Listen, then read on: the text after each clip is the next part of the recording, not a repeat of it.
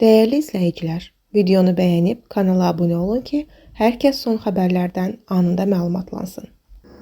Yazıb ki, sənin balan ölsün. Müğənni Zahidə Günəş açıqlaması ilə diqqət çəkib. Xəbər verilir ki, ifaçı onun övladına sosial şəbəkədə qarğış yazan izləyicidən danışıb.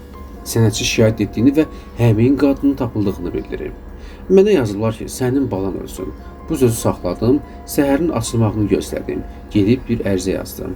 O adam tapılmalı idi. Mən öz balamla yaşayıram.